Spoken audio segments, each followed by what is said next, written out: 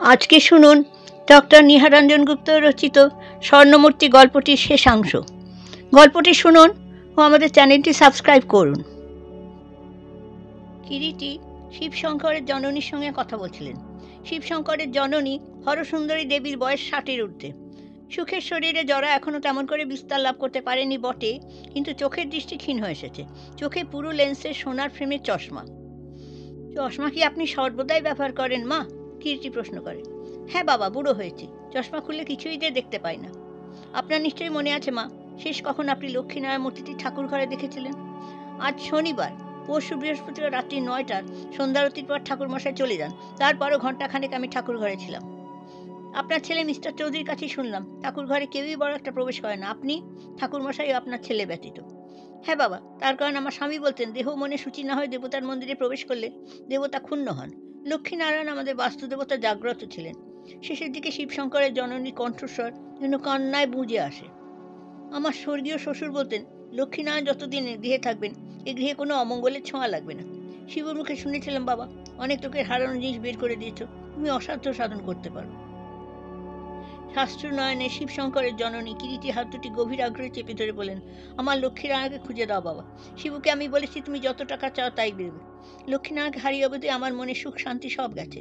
রাজার মা আমি পথের ভিখারি হয়ে গেছি। কাল সারাটা রাত আমি শুনেছি আমার হারানো যে গোপাল যেন মা লক্ষ্মীর হাত ধরে অন্ধকারে আমার ঘরে আবার ফিরে আসবার জন্য পথ খুঁজে বেড়াচ্ছে। দুদিন তার খাওয়া হয়নি। আমি না খাইয়ে দিলে যে তার খাওয়া হয় না।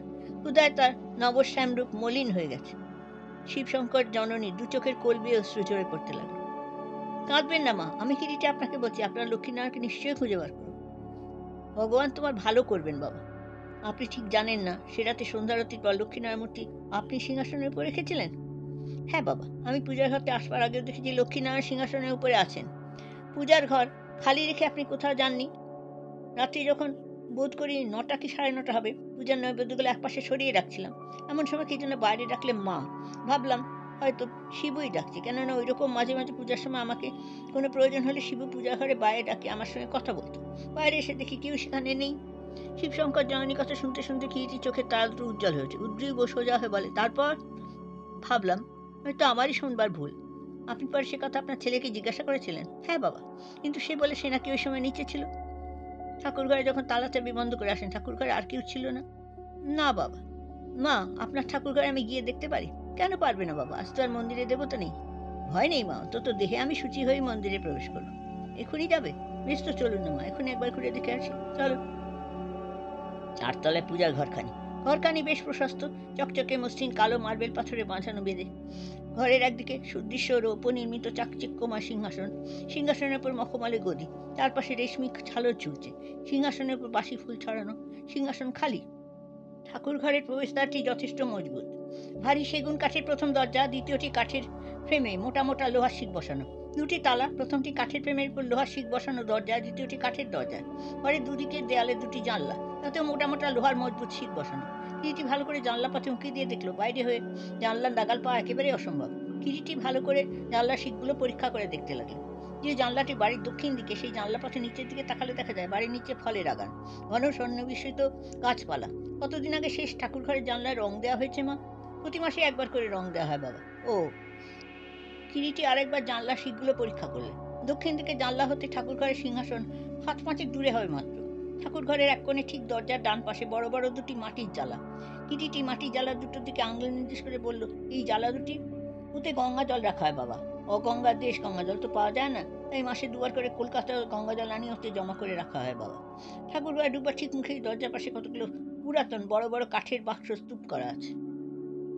আর একটা কথা মা, আপনি সে রাত্রে মা বলে ডাক শুনবার পরে ঘরে এসে আর কতক্ষণ ছিলেন? তা প্রায় 8 ঘন্টা হবে।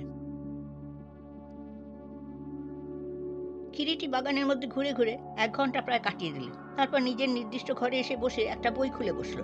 ঘরের বাইরে জুতোর শব্দ পাওয়া গেল। একটু পরেই শিবশঙ্কর ও শ্রীনাথ সরকার এসে ঘরে প্রবেশ করলেন। কিরিটি মুখ তুলে তাকালো। কিরিটি বাবু, এর সঙ্গে আপনার পরিচয় নেই। আমাদের ব্যবসার অংশীদার মিলিয়নিয়ার স্যার শ্রীনাথ সরকার। নমস্কার। হ্যাঁ, ওর নাম আমি শুনেছি, স্বনামধন্য ব্যক্তি। স্যার শ্রীনাথই আপনার কথা আমাকে বলেন, ওর পরামর্শে আপনাকে ডেকেছি। ও, আপনার অদ্ভুত কীর্তিকলাপের কথা অনেক আগেই আমি শুনেছি মিস্টার রায়। কেন যেন আপনার মনে হচ্ছিল এই ব্যাপারে একমাত্র আপনিই আমার বন্ধু মিস্টার চৌধুরীকে সাহায্য করতে পারেন।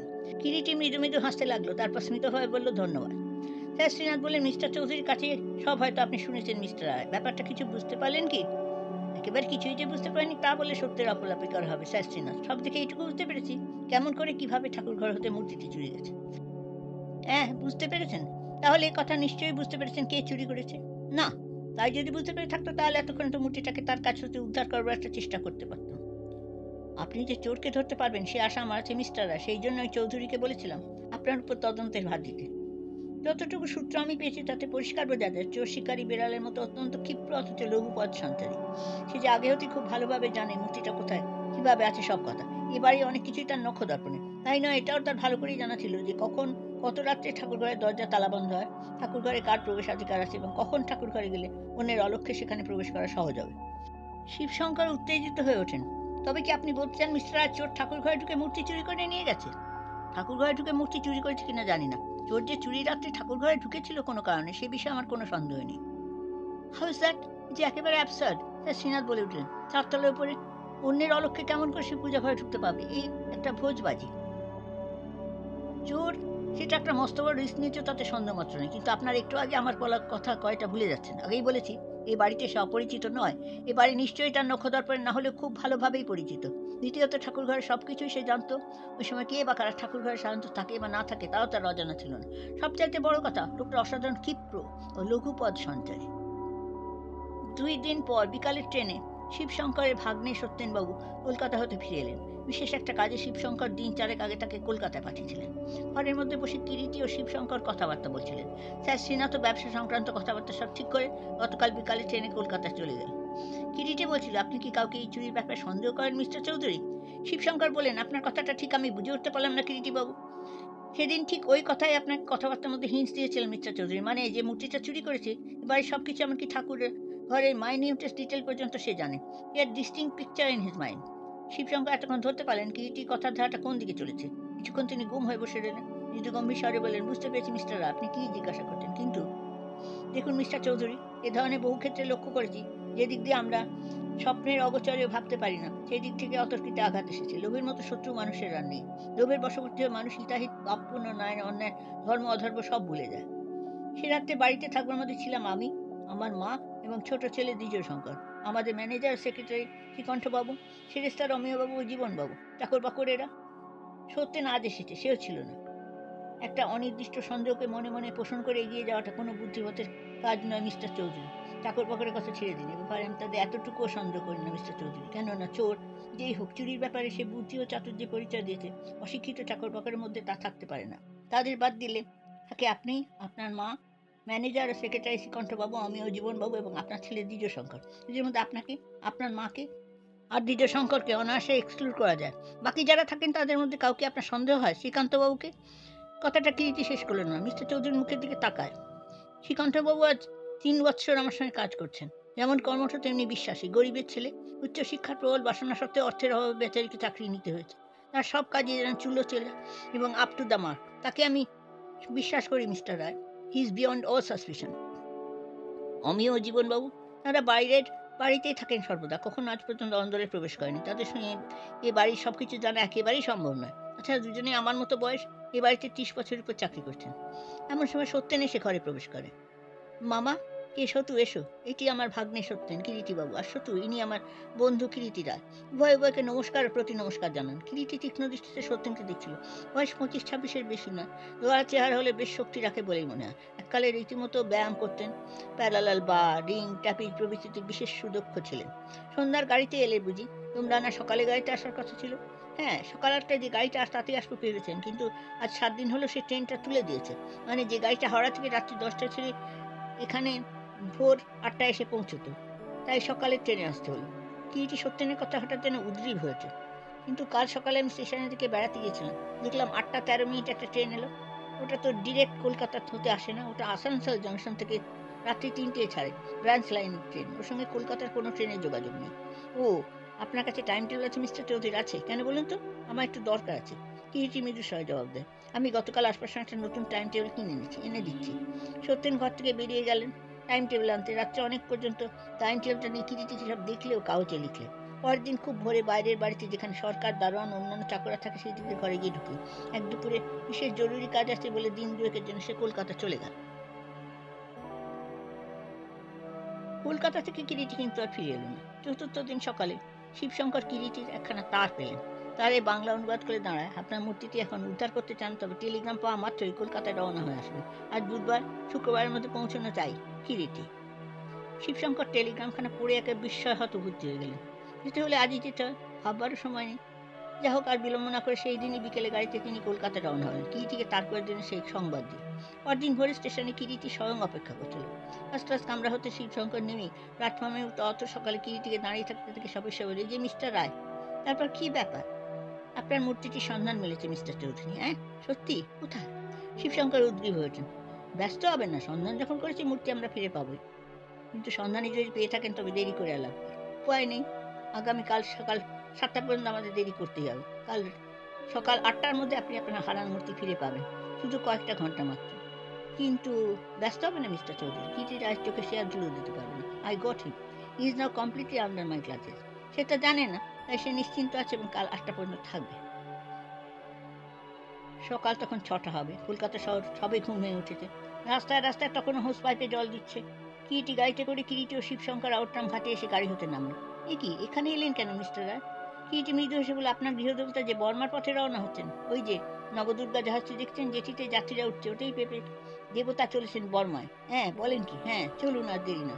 জল পুলিশের ইন্সপেক্টর শান্তিবাবু যেটিতে ওদের জন্যই দাঁড়িয়ে অপেক্ষা করছেন। কিরিটিকে দেখে হাত তুলে শান্তিবাবু নমস্কার জানালেন। তারপর কি সংবাদ? এখনো আসেননি? এখানেই অপেক্ষা করবেন নাকি? না, চলুন জাহাজের কেবিনে গিয়ে একেবারে অপেক্ষা করা যাক। We must give him A surprise visit, he will be shocked. বেশ, চলুন। সকলে জাহাজে সিঁড়ি বেয়ে উঠে গেলেন। জাহাজে অসংখ্য যাত্রীর কোলাহলে স্থানটি তখন মুখরিত। কেবিনের মধ্যে 3জন অপেক্ষা করতে লাগলেন। জাহাজ ছাড়বে বেলা 8:30, কেননা এই সময় নাকি জোয়ার আসবে। প্রায় 7:30টার সময় হঠাৎ কেবিনের দরজাটি খুলে গেল।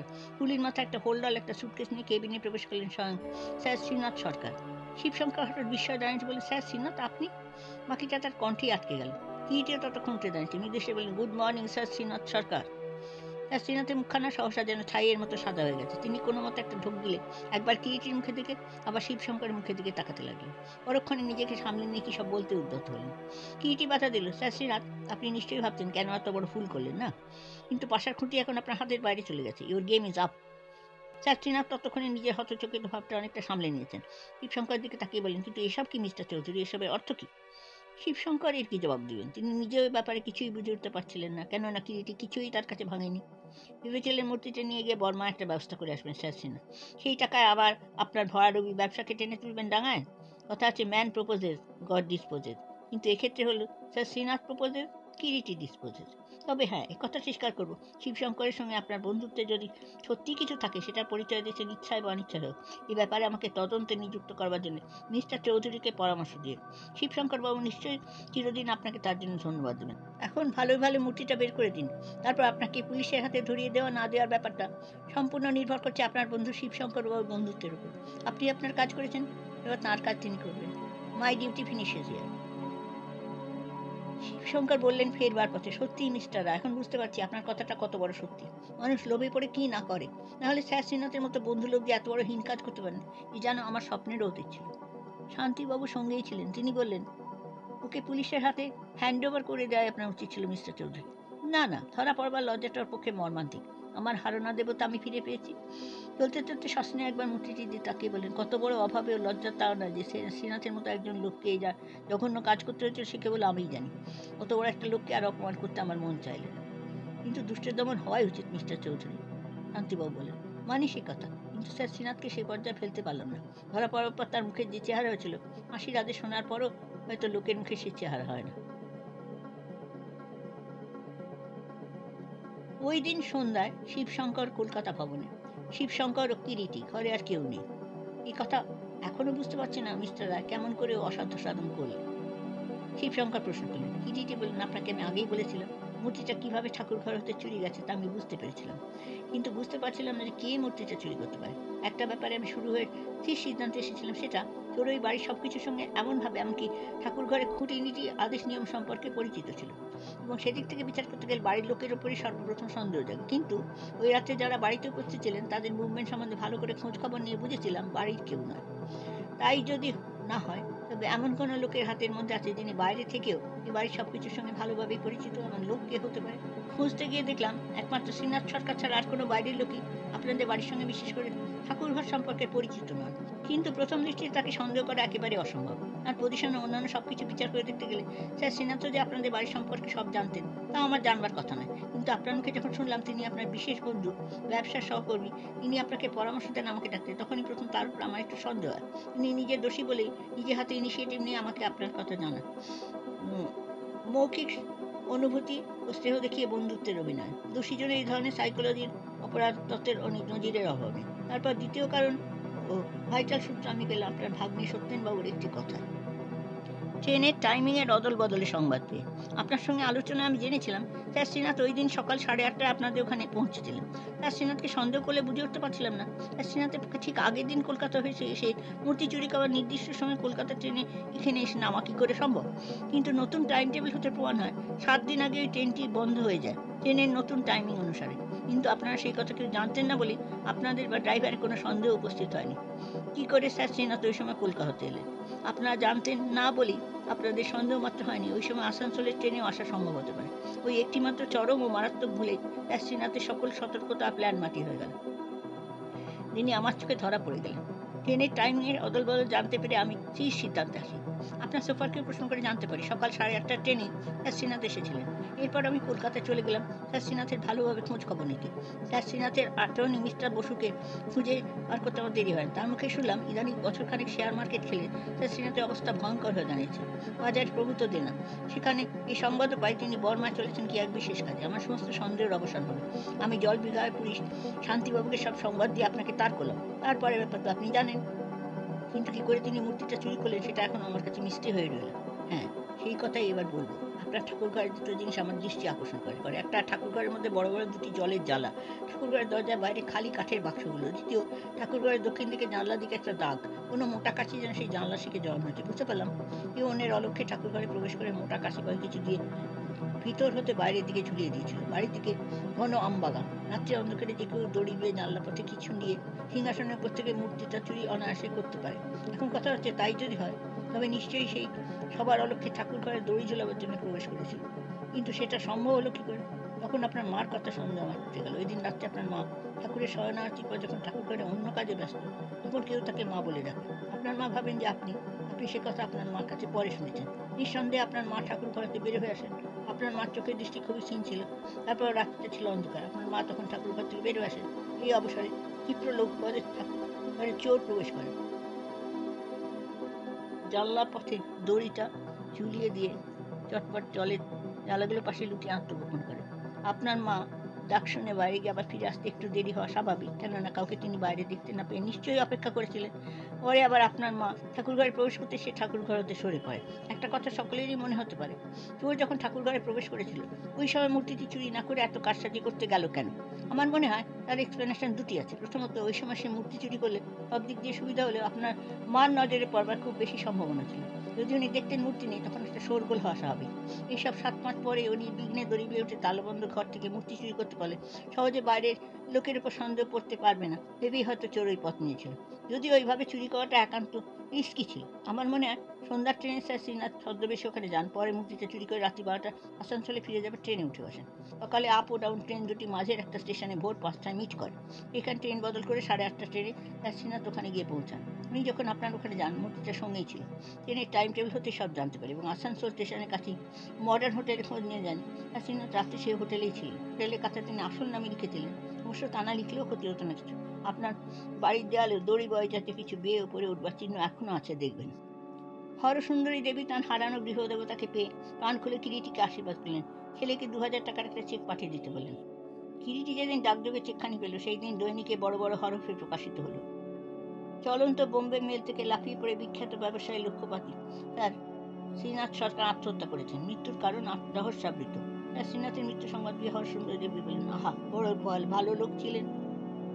শিবশঙ্কর কারো কাছেই শ্রীনাথের কথা খুনাক্করে প্রকাশ করেন এবং কিরিটি ও শান্তিবাবুকে বারবার অনুরোধ করেছেন কথা কারো কাছে প্রকাশ না করতে।